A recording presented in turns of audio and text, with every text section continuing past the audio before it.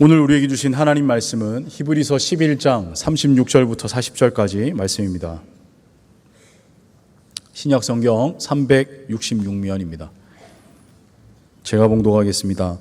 또 어떤 이들은 조롱과 채찍질 뿐 아니라 결박과 옥에 갇히는 시련도 받았으며 돌로 치는 것과 톱으로 켜는 것과 시험과 칼로 죽임을 당하고 양과 염소의 가죽을 입고 유리하여 궁핍과 환난과 학대를 받았으니 이런 사람은 세상이 감당하지 못하느니라. 그들이 광야와 산과 동굴과 토굴에 유리하였느니라. 이 사람들은 다 믿음으로 말미암아 증거를 받았으나 약속된 것을 받지 못하였으니 이는 하나님이 우리를 위하여 더 좋은 것을 예비하셨은즉 우리가 아니면 그들로 온전함을 이루지 못하게 하려 하심이라. 아멘. 여러분, 우리는 하나님이 살아계시다는 것을 믿습니다. 성경 그대로의 하나님, 그것도 믿습니다. 또 하나님이 지금도 우리에게 말씀하시는 하나님이시라는 것을 우리는 믿습니다. 자기 백성들에게 약속을 주시고 그 약속을 이루시고 성취하시는 하나님, 그것도 우리는 믿습니다. 신자는 이처럼 믿음으로 살아가는 사람들입니다. 이게 성도에 관한 정의예요. 히브리서 11장은 흔히 믿음장 이렇게 많이 알려져 있습니다. 여기 11장을 보면 처음부터 믿음으로만 살았던, 이 광야 인생을 믿음으로 살았던 많은 사람들의 이름이 열거가 되어 있어요. 맨 처음에 나온 이름이 인류 최초의 순교자라고 할 수 있는 아벨입니다. 그 다음에 나오는 이름이 이 땅에서 하나님과 믿음으로 300년을 동행하다가 죽음을 보지 않고 하늘로 올리워졌던 에녹입니다. 그 다음에 나오는 이름이 그 유명한 방주를 하나님의 명령 따라서 만들었다가 온 인류가 홍수로 멸망할 때에 구원을 받았던 노아의 이름이 기록이 되어 있습니다. 또 우리가 잘 아는 믿음의 조상이라고 불리우는 아브라함이 등장을 합니다. 그 아들들의 이삭, 야곱 이름이 거론되어 있습니다. 그리고는 400년 동안 종살이하던 애굽 땅에서 하나님의 명령을 받들어서 하나님 백성들을 구출해낸 출애굽 사건의 리더인 모세의 이름이 기록이 되어 있습니다. 그런 감에 여러 사사들의 이름이 기록이 되어 있고 선지자들이 거론되어 있습니다. 여기 히브리서 저자가 이런 말을 해요. 이 외에도 많은 이 땅을 믿음으로 살아갔던 믿음의 사람들을 일일이 다 열거하자면, 거론하자면 내게 오히려 시간이 부족할 것이다. 참으로 많은 수많은 구름대가 처다한 하나님의 사람들이 이 땅을 믿음으로 살았다, 이렇게 이야기를 합니다. 여러분, 믿음이라는 것은 예나 지금이나 어떤 대상이 있습니다. 그렇지 않습니까? 그저 허공에 대고 보이지도 않는 그 무엇을 믿지는 않아요. 믿음의 대상이 있습니다. 오늘 우리가 믿는 대상은 뭘까요? 바로 여기 11장에 나와 있는 이 수많은 믿음의 사람들이 믿었던 그 동일하신 하나님, 우리도 그 하나님을 믿어요. 바로 성경의 하나님이십니다. 지금도 살아계시는 그 하나님을 우리는 믿습니다. 그러니까 하나님의 백성들에게 가장 중요한 게 뭔가 한 가지만 들라고 말한다면 그건 뭐 두말할 것도 없이 믿음입니다. 이게 중요해요. 여러분, 하나님께서 우리의 기도를 들으신다는 것을 우리는 또 믿습니다. 그걸 믿기 때문에 하나님 앞에 늘 끊임없이 기도를 하지요. 자, 그런데 문제는 그 다음입니다. 기도를 해도 응답이 있을 때도 있고 응답이 없을 때도 참 많아요. 또 응답이 있다 할지라도 그 응답도 크게 보면 두 가지로 나눠지는 것 같아요. 내가 원하는 대로 응답, 그걸 주신 때가 있습니다. 그런데 또 많은 경우에는 내가 원하는 방식이 아니라 하나님께서 원하는 대로 응답을 주신 때도 적지가 않아요. 이 둘이 같지가 않습니다. 우리는 되게 하나님이 쉬운 응답을 주기를 원해요. 하나님이 좀 편안한 이런 응답을 주기를 바라요. 근데 정작 하나님께서는 종종 우리에게 어려운 응답, 어려운 방식으로 응답을 주세요. 좀 불편한 방식으로 응답을 주신 때도 많습니다. 우리는 그저 할 수만 있으면 가급적 빠른 시간 안에 응답받기를 원합니다. 그런데 우리 하나님께서는 웬일인지 아주 오래 시간을 끄시면서 응답을 주신 경우도 적지가 않아요. 참 이런 거 보면 우리의 생각과 하나님의 생각이 많이 다른 것 같아요. 우리 생각과 다르기 때문에 우리는 종종 낙심합니다. 또 하나님을 때로는 원망하기도 하고 불평하기도 하고 그래요. 그런데 이런 모든 영적인 갈등의 배후에 숨어있는 한 가지 핵심, 문제의 핵심 본질은 뭔가 하면 과연 누가 주도권자인가? 과연 누구 마음대로 하는 것인가? 그 질문이에요. 우리의 인생 전반이 그렇습니다. 누가 주도권자인가? 어떤 특별한 이슈, 특별한 문제, 특별한 사건, 특별한 어려움, 거기에 대한 것도 마찬가지예요. 과연 누가 이 문제의 주도권자인가? 누구 마음대로인가? 그러니까 우리 모두가 다 하나님을 믿기는 믿지만 실제로 누가 주도하고 있는가? 누가 주도권자인가?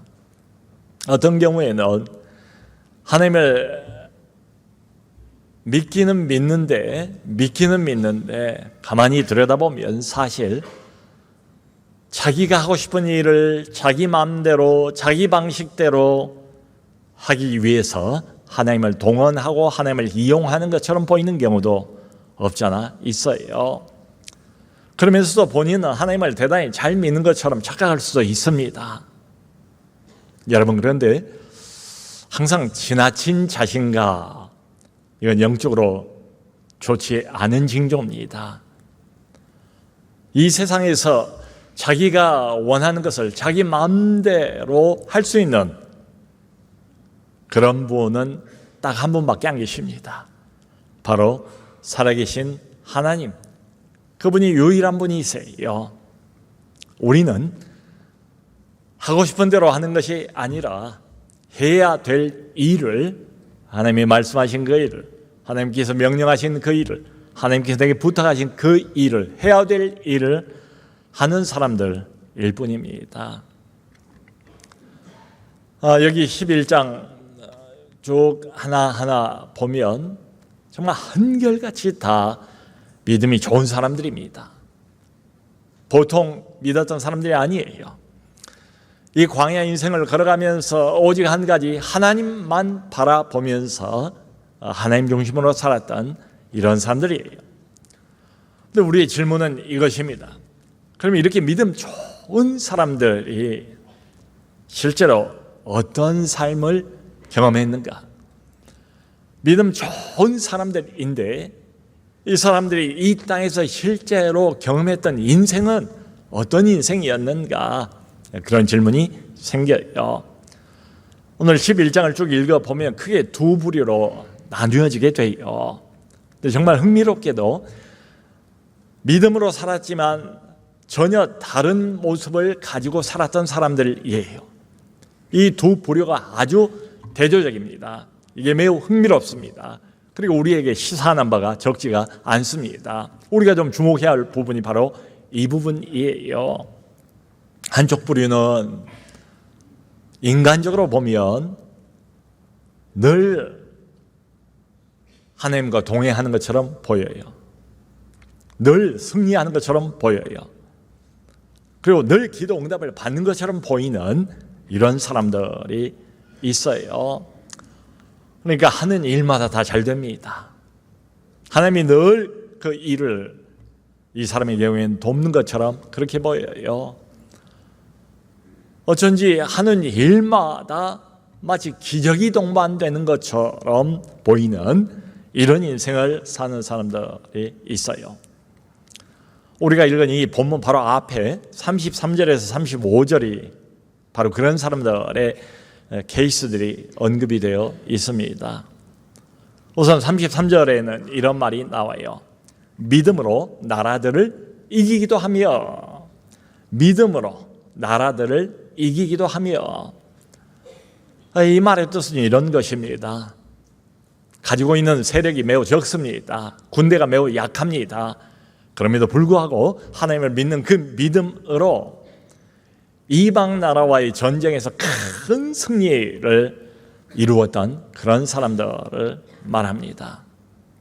여러분, 실제로 보면 이런 일들이 굉장히 많이 나타나지 않습니까? 이스라엘이 미디안에게 늘 당하고 어려움을 겪고 그 세월이 적지가 않습니다. 곡물을 소출을 한다 할지라도 수확을 다 빼앗아 가버리기도 하고 말이지요. 그런데 하나님께서 기드온이라는 사사를 세우지 않습니까? 이 기드온이 300용사를 가지고 미디안 대군 13만 5천 명을 무찌릅니다. 대파합니다. 큰 승리를 얻습니다. 또 하나님이 한 번은 입다라는 사사를 세워서 암몬 족속의 대단한 대군을 한꺼번에 물리치는 이런 기사도 기록이 되어 있어요. 또 다윗은 어떻습니까? 다윗은 가는 곳마다 백전백승하지 않았습니까?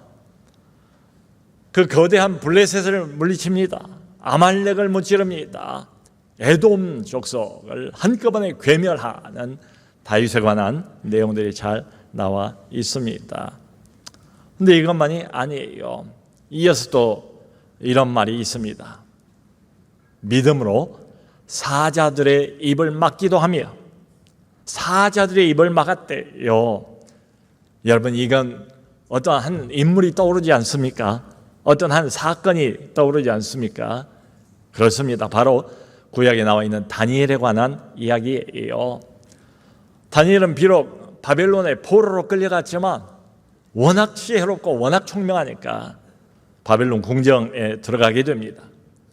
사람들의 신임과 총애를 받아서 바벨론의 총리가 돼요.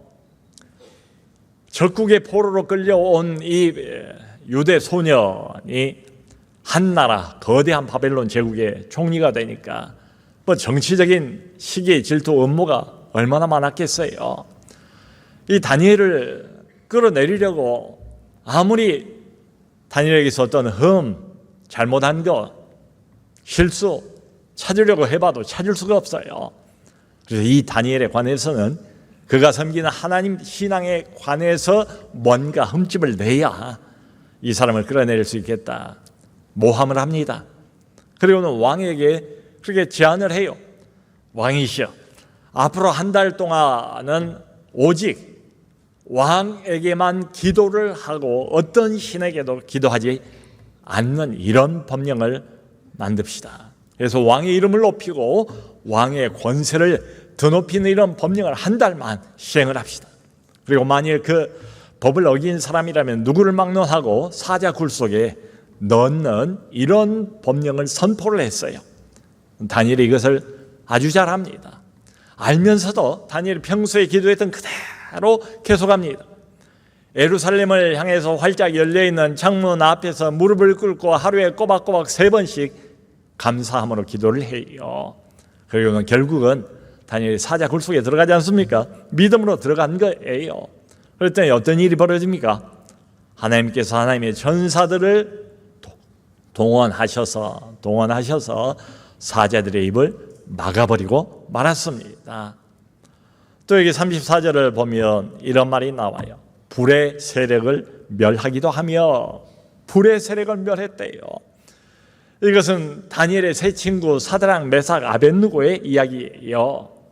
사드락, 메삭, 아벳느고도 바벨론의 포로로 끌려갔습니다. 근데 워낙 출중하고 워낙 탁월하고 워낙 총명한 사람들이라 바벨론의 관리가 됩니다. 어느 날 바벨론의 왕인 느부갓네살이 그런 금령을 선포를 했어요. 커다란 금신상을 만들어 놓고 이 금신상을 신으로 알고 모두가 여기에 절하라. 절하지 않는 사람, 왕의 명령을 거절하는 사람은 당장 풀무불 속에 집어넣겠다. 엄포로 왔습니다. 그걸 듣고도 사드락, 메삭, 아벳느고 이 세 사람은 하나님을 섬긴 사람이고 하나님께만 경배하고 하나님 앞에서만 엎드리고 하나님만 예배한 사람들이기 때문에 그 명령을 거절합니다. 권유를 합니다. 그래도 듣지 않습니다. 이 소식을 들은 느부갓네살 왕의 화가 잔뜩 나서 이 풀무불을 평소보다 7배를 뜨겁게 하라. 이게 얼마나 이 풀무불이 뜨거웠던지 이 세 사람을 그 안에 집어넣으려고 데리고 갔던 사람들이 그냥 불에 타서 죽을 정도였습니다. 그래서 무슨 일이 일어났습니까? 믿음으로 이 세 사람은 불 속으로 들어간 거예요. 하나님을 믿는 믿음으로 말이지요. 하나님께서 이 세 사람 머리카락 하나라도 거스르지 않도록 보호하십니다. 그리고 그 불 가운데서 건져 내세요. 이것만이 아닙니다. 여기 이런 말도 나와요. 연약한 가운데 강하게 되기도 하며, 아주 연약할 대로 연약해진 이런 상황.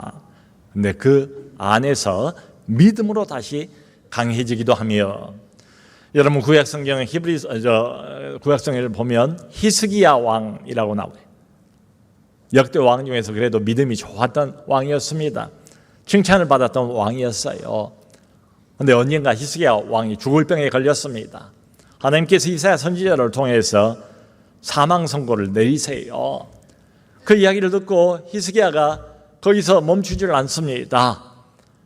벽을 향하여 무릎을 꿇고 하나님 앞에 통곡을 하면서 간절히 절박한 심정으로 부르짖으면서 하나님께 기도를 올려요.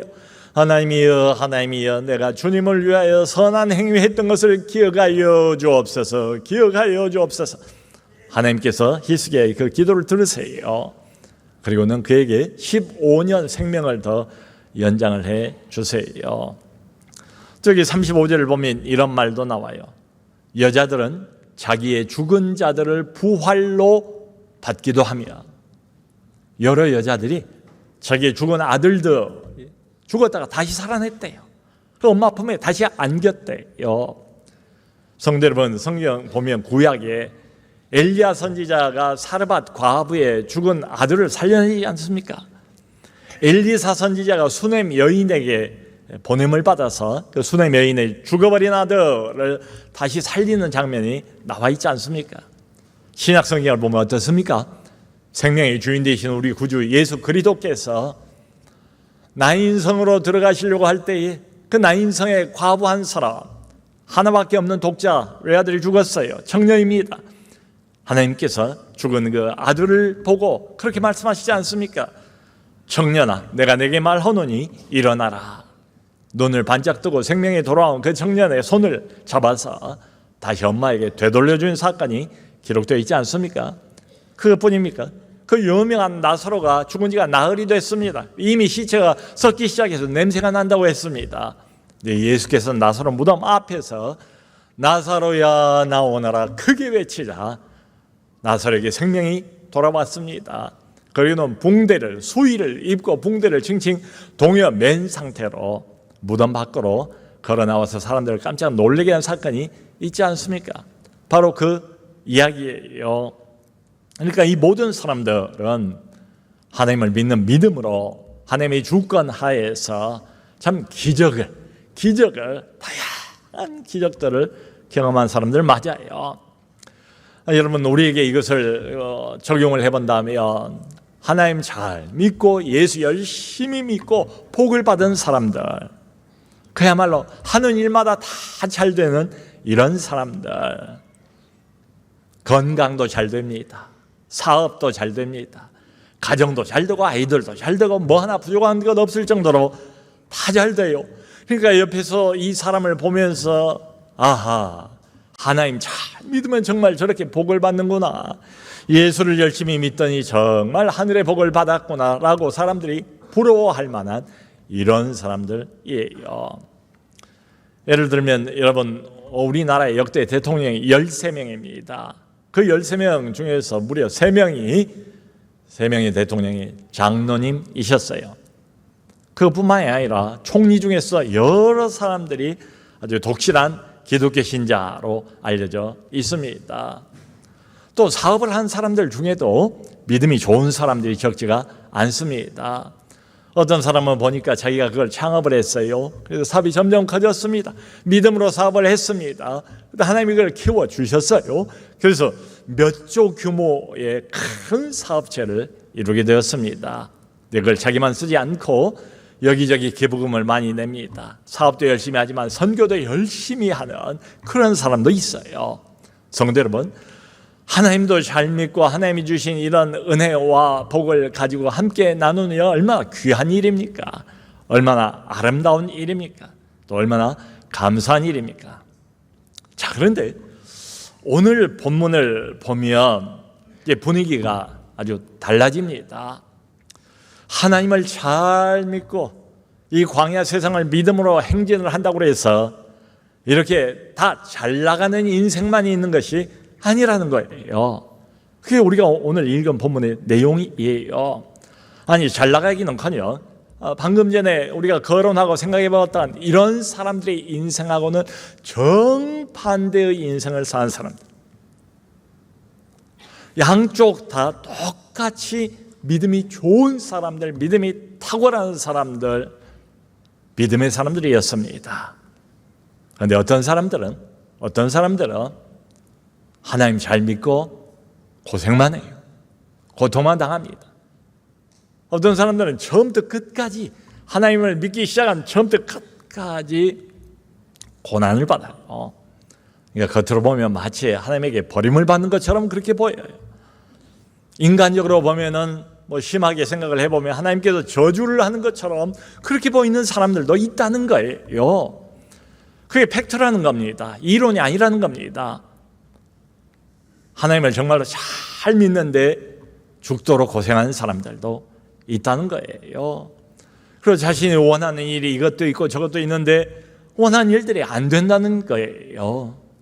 그리고 하나님께 기도를 하지만 하나님의 기도 응답에 계속 침묵만 하고 응답을 못 받는 것처럼 보이는 이런 사람들도 있다는 겁니다. 그러면서 여기 36절에 보면 이런 말이 나와요. 이런 사람들은 오히려 조롱과 채찍을 받는데요. 하나님 안 믿었으면, 예수 모른다고 부인을 했으면 이런 일도 없었을 텐데 계속 그 믿음을 붙잡고 놓지를 않았기 때문에 조롱을 당하고 왕따를 당하고 채찍에 맞고 또 한 걸음 더 나갑니다. 결박과 옥에 갇히는 시련을 당하고. 여러분, 구약 성경을 보면 에레미야 선지자가 나오지 않습니까? 그 에레미야 선지자가 하나님의 말씀을 받습니다. 성령으로 충만해집니다. 담대하게 입을 열어서 하나님의 백성들에게, 유대인들에게 왕 앞에서도 가감없이 거침없이 하나님의 메시지를 전합니다. 메시지를 전하면 듣기가 싫잖아요. 그 정직한 메시지 앞에서 회개할 줄 모르는 유다 백성들과 왕이 에레미야를 계속해서 핍박을 합니다. 많이 얻어맞습니다. 깊은 지하 웅덩이에 집어넣어버립니다. 성도 여러분, 사도 바울이 회심을 하고 예수님 만나고 난 뒤에 복음을 전하면서 어떤 일을 겪습니까? 고린도서 12장 보면 바울이 어떤 인생을 실제로 살아왔던가. 우리가 생각할 때 바울만큼 믿음 좋은 사람이 또 있을까요? 바울만큼 하나님 중심으로 살았던 사람이 또 있을까요? 그럼에도 불구하고 바울은 복음을 전하면서 예수 복음 때문에 많이 얻어맞습니다. 돌에 맞습니다. 그리고 여러 번 감옥에 갇히게 됩니다. 그 다음 여기 37절을 보면 이런 말이 나와요. 돌로 치는 것과 돌로 치는 믿음 좋은 사람들 일부는 돌로 쳐 맞았대요. 그 구약 성경을 보면 요아스라는 왕이 있어요. 요아스라는 왕에게 이 스가랴 제사장입니다. 제사장 스가랴가 바른 말을 해요. 왕이시여 그렇게 하시면 안 됩니다. 하나님을 기억하세요. 하나님의 말씀을 따르세요. 순종하세요. 이런 말을 하니까 듣기 좋을 리가 없지요. 그 왕이 눈에 가시 같은 이 스가랴를 사람들 시켜서 죽여버리고 맙니다. 그것도 여호와의 뜰 안에서 돌로 쳐서 스가랴 선지자를 죽이고 말아요. 여러분 신약성경 교회 시대 최초의 선교자가 스데반 아닙니까? 성령으로 충만한 스데반이 으르렁거리는 유대인들 앞에서 하나님의 복음을 전하지 않습니까? 우리가 믿고 따라야 할 하나님이 보내신 구원자가 바로 이 사람 예수 그리스도다. 예수의 복음을 전하니까 듣기 싫어한 유대인들이 귀를 틀어막고 일심으로 스데반에게 달려들어서 돌로 쳐 죽인 사건이 나오지 않습니까? 그 다음 이 말이 나와요. 톱으로 켜는 것과 이 전승에 의하면 전승 내려온 전승에 의하면 바로 므낫세 왕 때에 이사야 선지자를 므낫세 왕이 톱으로 켜서 반으로 갈라서 죽였다. 이런 전설이 내려옵니다. 또 그 다음에 이런 말이 있어요. 칼로 죽이는 것과 칼로 죽임을 당. 한두 사람이 아니에요. 그 이스라엘 초대 왕이었던 사울 왕이 높당에 살고 있던 제사장들 자기 편을 들지 않고 다윗 편을 들었다. 배신자다. 이렇게 해서 칼로 높당의 제사장 85명을 한꺼번에 다 죽입니다. 여러분 구약 성경의 그 악한 왕의 대명사라고 할 수 있는 아합 왕은 어떻습니까? 이 아합 왕의 부인이 이름이 이세벨이에요. 그러니까 왕후죠. 그러니까 여호와의 선지자, 바알 선지자, 아세라 선지자는 재정적으로 모든 걸 다 뒷받침을 하면서 육성을 합니다. 근데 하나님의 선지자들은 무수히 많이 죽인 여자가 바로 이 이세벨이에요. 칼로 죽임을 당하고 또 이런 말이 나와요. 그럼에도 불구하고 양과 염소의 가죽을 입고 유리하였느니라. 양과 염소의 가죽을 입고 살았대. 사람이 멀쩡한 사람이면 멀쩡한 좋은 옷을 입어야 될 텐데 그런 옷을 입는 게 아니고 다른 사람들은 그래도 웬만하면 다 옷을 입지 않습니까? 근데 이 어떤 사람들은 하나님을 믿는 그 믿음 때문에 옷 하나를 제대로 걸치지를 못하고 양의 가죽, 염소의 가죽을 뒤집어 쓰고 그러면서 유리하며 집안 간없이 그렇게 살았대요. 성도 여러분, 구약 성경을 보면 그 선지자의 대표라고 할 수 있는 엘리야 선지자가 있지 않습니까? 그 엘리야의 선지자의 그 모습을 묘사해 놓은 걸 보면 꼭 이래요. 털옷을 입고 가운데 허리를 질끈 가죽 뒤로 동여 매고 그리고 회개하라 회개를 외쳤습니다. 이스라엘 백성들을 향해서 너희는 도대체 언제까지 하나님 여호와와 거짓 신인 바알 사이에서 머뭇머뭇하려느냐 사자후를 토하면서 하나님의 일을 감당했던 선지자 엘리야의 모습입니다. 또 신약으로 넘어오면 여러분 예수님 나오시기 바로 직전에 광야에서 약대 털옷을 입고 질끈 허리를 가죽끈으로 동여 맨 채 회개하라 회개하라 외치기 시작했던 세례요한 엘리야의 심정을 가지고 백성들을 향해서 마음껏 복음을 외쳤던 엘리야가 바로 이런 사람이었죠. 성도 여러분, 신자라는 것은 하나님을 믿는 사람입니다. 믿을 신, 사람자. 한마디로 신자가 누군가, 성도가 누군가, 성도에 관한 가장 간략한 정의는 이거예요. 하나님을 믿고 살아가는 사람, 하나님 중심으로 살아가는 사람. 그런데 우리가 본 것처럼 하나님을 열심히 믿는다고 해서 하나님을 잘 잘 믿는다고 해서 우리가 원하는 인생을 살게 되질 않습니다. 모두 하나님을 잘 믿었어요. 근데 정작 그 사람이 어떤 인생을 경험하는가, 어떤 인생을 이 땅에서 살게 될 것인가, 여러분 그것은 우리가 결정하지 않습니다. 성경에 의하면 그건 하나님 소관이에요. 하나님 결정사항이에요. 이것을 우리는 하나님의 주권이다 이렇게 부릅니다. 그러니까 똑같이 믿음으로 살고 하나님 중심으로 살고 하나님만 바라보면서 사는 믿음 좋은 사람들이에요. 근데 하나님이 어떤 사람은 높여서 쓰십니다. 근데 반대로 하나님이 어떤 사람은 낮추어서 쓰세요. 하나님이 어떤 사람에게는 이것저것 참 많은 것을 풍족하게 부어주셔서 그 사람을 쓰세요. 근데 또 웬일인지 하나님이 어떤 사람은 심지어는 가지고 있는 것까지 빼앗아 가시면서 쓰세요. 참 우리는 알 수가 없어요. 하나님의 주권입니다. 어떤 경우에는 하나님이 기적처럼 닫힌 문을 열어서 그 사람을 쓰세요. 어떤 경우에는 오히려 문을 닫아버리시면서 하나님이 그 사람을 쓰세요. 다 믿음의 사람들입니다. 성도 여러분, 오늘날 우리가 이 땅을 광야 인생과 광야 여정을 살아가면서 지금도 많은 믿음의 사람들이 어려움을 겪지 않습니까? 하나님을 향한 믿음을 가지고 순수한 마음으로 살아가지만 고통과 슬픔과 그리고 많은 궁핍 가운데 살아가는 사람들, 살면서도 결코 그 궁핍을 벗어나질 못하는 많은 사람들이 있습니다. 이 사람들이 다 믿음의 사람들이에요.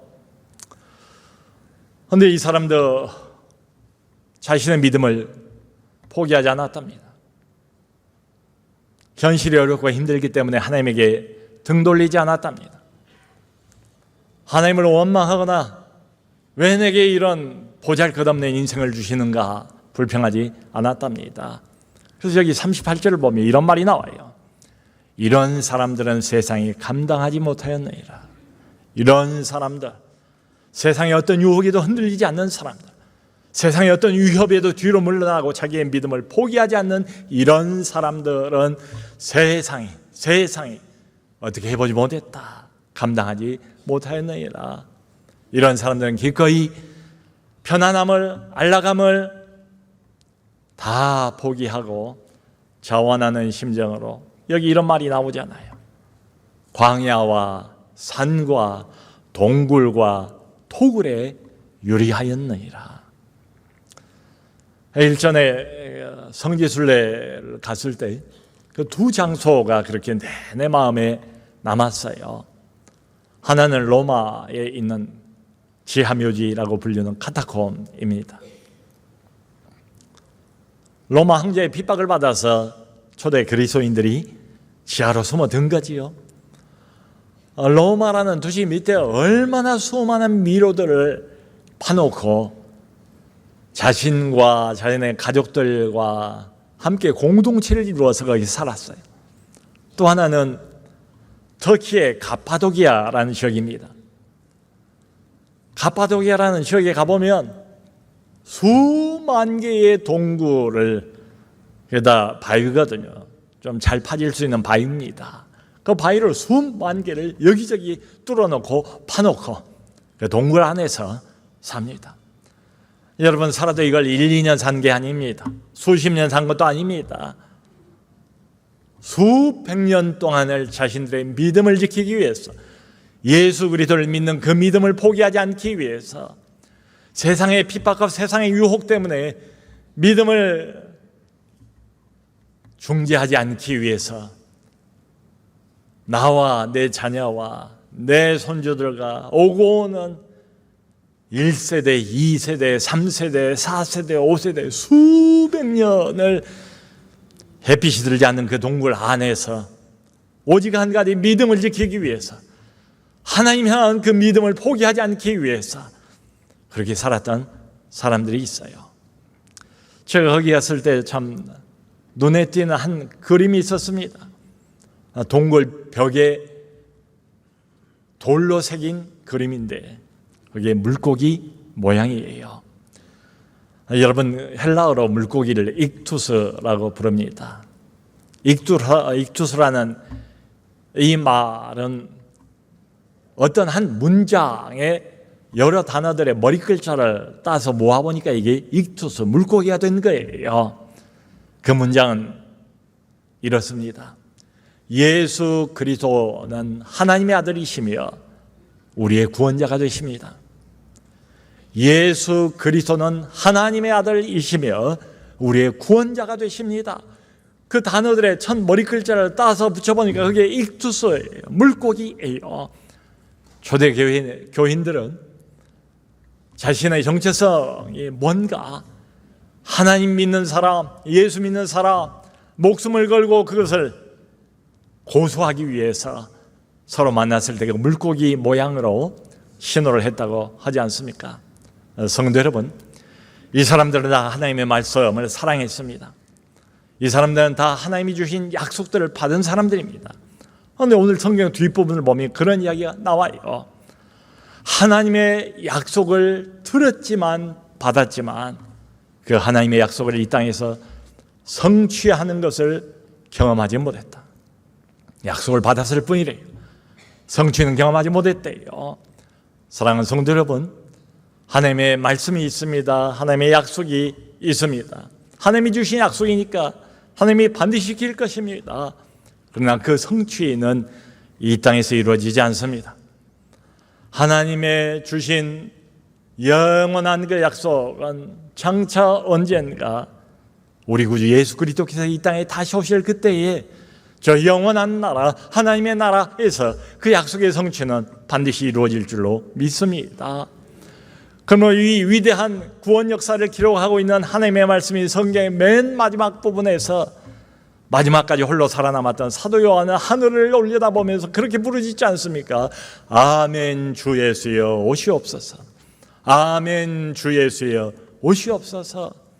우리도 예수 그리스도 다시 오실 날, 새하늘과 새 땅이 이 땅에 임할 날, 이 땅의 모든 죄악이 사라지고 우리의 모든 어려움과 우리의 모든 궁핍함과 주를 위해서 살면서 당했던 모든 고생들의 보상을 받을 그날을 우리도 기다리고 있습니다.